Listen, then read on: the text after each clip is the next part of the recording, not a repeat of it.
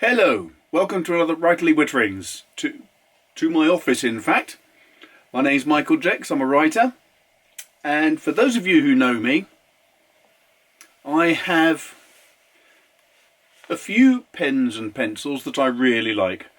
One I adore is my Perfect pencil from Faber Castell.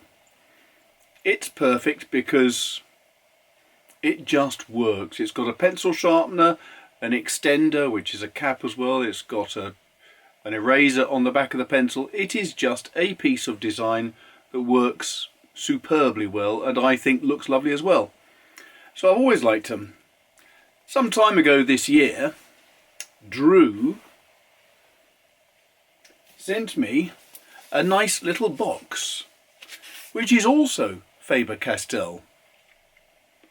It's a pen, which I haven't used yet. So today is going to be my comments on the Faber Castell Design Loom Metallic Blue fountain pen. There you go. Okay, so let's see what we've got here.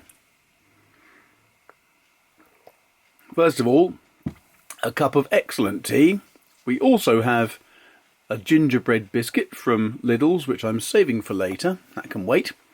And then we have this excellent Faber Castell box. Nice picture of a bridge on it. Design Loom Metallic Blue Fountain Pen Medium Nib, quantity 1. That tells you pretty much all you need to know. Take the box out of its sleeve. Here's the box. Faber Castell. Nice little what appears to be a leather tab here. Nice little touch. And a cardboard box. And then here we have one fountain pen and a cartridge converter. Always good to see a cartridge converter coming with a pen, because you never know when you're going to need one. So the pen comes with a tag to say what it is. This is a medium M. How imaginative. Now, it has a good solid feel to it. This is one of those things that feels like if you were to drop it and run it over with your car, it wouldn't get overly damaged. Solid metal, top and bottom. It has a nice cap with a strong clip. No spring attached or anything. It's just the flexibility of the metal, I think. But it has a good feel to it. Those of you who have watched my videos before will know that I once had a delightful Graf von Faber-Castell Perfect pencil, and with them they have spring-loaded clips which are very easy to spring out of your shirt pocket when you're tickling your son, and then you lose £280 worth of pencil while walking the dog. Not ideal. This feels considerably better. It has the Graf von Faber-Castell logo of two knights chasing each other. Sorry, not Graf, the Faber-Castell logo of two knights chasing at each other. Then it says Faber-Castell, and since 1761, I think that says. Apart from that, the top of the cap, as you can see here, has the two charging knights, or two jousting knights perhaps. But that is the only decoration on the cap itself. The pen, plain aluminium. Nothing wrong with that. It's a little bit slippery, but it has these ridges which stops it from being too easy to slide through your fingers. It actually gets a bit more stable there. I think that feels good and well balanced on its own. It doesn't need to have the cap put on the end like a Kaweco or something. In fact, with the cap, just feels a bit unbalanced. I never like capping pens generally. Main reason being that if you've got a really nice pen, you don't want to have little scratches going up and down the back where the cap's been put on, and that's always a risk. The main barrel of the pen, as I say, slippery at the top, the ridges stop being slippery at the bottom, that's nice. Nib, very plain, nothing much to talk about there really. The only thing that makes it stand out is it's got the it's got the Faber Castell symbol at the very bottom of it, I think. Two knights jousting, then M for medium, and then it's got a sort of dot pattern on the nib itself, which is quite strange but not unpleasant. Odd that here there's no air hole.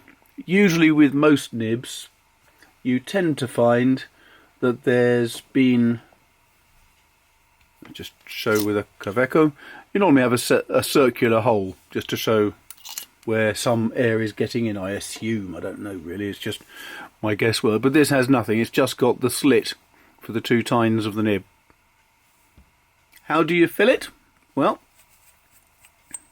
unscrew the barrel, and you can use a standard ink cartridge if you want, or for my purposes, always a cartridge converter is a great deal easier. Just put the cartridge converter in, twiddle the end, the piston moving sucks up ink.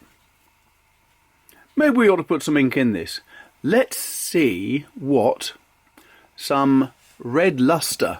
It's a diamine ink. It's one of their early delightful shimmering inks, and this is Christmas. So let's get all that gold flake going. That's better. And then I can use this to sign some Christmas cards later, can't I? That'll be ideal. So the pen goes into the bottle, comme ça. Turn the knob to suck some ink up. Do it again because I didn't get enough in.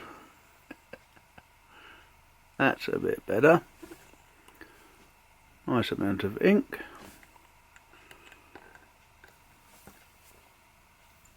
Lid back on the ink bottle before I do one of my standard bloopers and tip ink all over the desk. Barrel back. Wipe down the nib slightly and the section while screwing that on. There we go. And now we have a fully functioning pen. Now I need to test this pen and ink combination on something, and by sheer good fortune, a couple of days ago, the nice chaps at William Hanna sent me some paper to have a look at. Now, I've never used William Hanna, but William Hanna notepads and papers were recommended to me by a friend on this channel. So, let's just have a look. It is standard paper that will fit in an Atoma or one of the William Hanna own notebooks. They've got a variety of lined papers, dot grid, plain and squared off. Now, I've never used William Hanna before, don't know them, but I'm very grateful to them for sending me some samples. So let's see how this delightful pen writes. Oh, quick.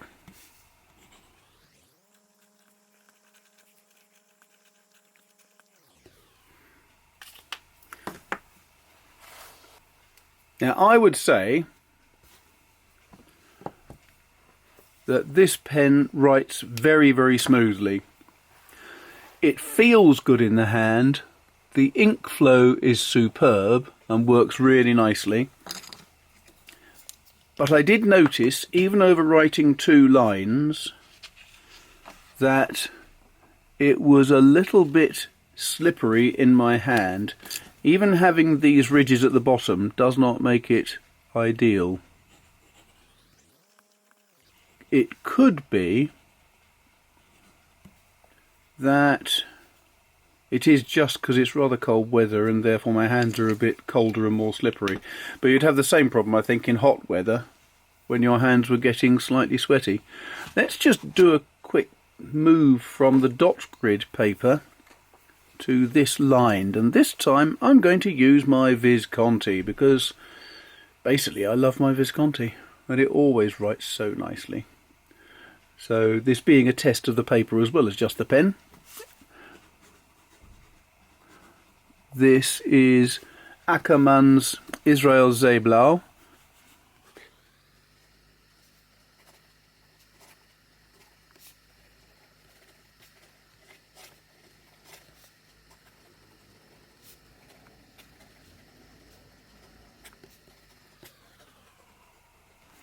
Right, I have to say that that paper is just stunningly good. Now, if you can see that, there is absolutely zero feathering. There's no bleed through whatsoever. I can't see that there's been writing on the other side of that sheet of paper. That's absolutely superb. With the lined paper, this too shows no sign of feathering or any other difficulties. If we turn it over, there's next to no sign of that either. I think William Hanna's paper is magnificent, to be absolutely honest. I think that's just gorgeous. And I do like the fact that it comes very nicely presented. Of course, the trouble is that it comes equally with a very nice price. But if you use Atoma, or if you use William Hanna, come to that, this is absolutely magnificent paper. It uses the same Atoma style ring system, although William Hanna notepads are slightly different in design because each of the rings is connected with a bar, and that means that when you're writing on it, the pad itself is less flexible. With Atoma, it can sort of move around a bit too much sometimes because of the weight of the metal rings. With the William Hanna, because there's a metal bar holding them in the same plane, it makes it much more robust. And also, this paper being slightly heavier weight, I think, will help as well. But that is stunningly good paper. And if you haven't seen any of these shimmering inks before, you can see now, I hope, even though it's only a fairly thin medium nib, there's a little bit, you can just see where the gold is glittering through. It really would work better, I think, with one of my 1.1mm stubs. I might have to fill one of them with some of this when I'm signing Christmas cards. But overall, this is a very fine pen, very nicely functioning. I like the feel of it, I like the weight. My only reservation is that for writing long term, for writing lengthy notes, for writing a short story or something, it would get uncomfortable because you've got to grip it quite tightly to make sure that your fingers don't slip down. That is quite slippery metal, which is a strange design flaw. But a very nice pen, which works extremely well and has a very good steel nib. So there you have it. One really nice pen, let down by its slipperiness. Shame that does let it down, but it is a very quick pen to get out and use when you're in a meeting and you want to take notes. So there are plus points. Perhaps if you're in an office building, it's a bit warmer, it wouldn't be quite so slippery. I don't know. I don't work in an office, so how can I tell? But that, and also excellent paper from William Hanna.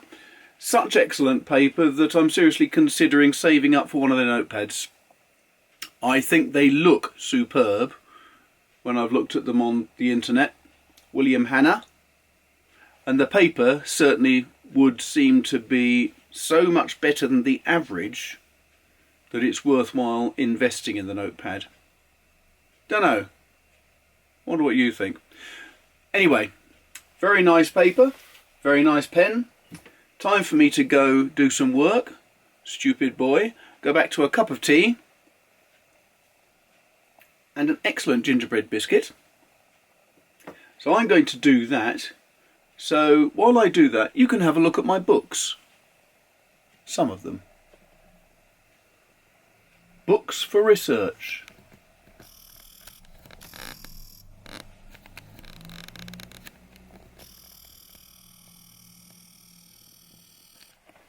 I know people like to know what authors read. Well, here you go. A whole bunch of different books, all about judges, administration and the common law in Angevin, England, culture, power and personality in medieval France, cannibalism and the common law. I've got so many exciting books. You just find it hard to believe, I know. You find it so hard to believe, it's probably time to go.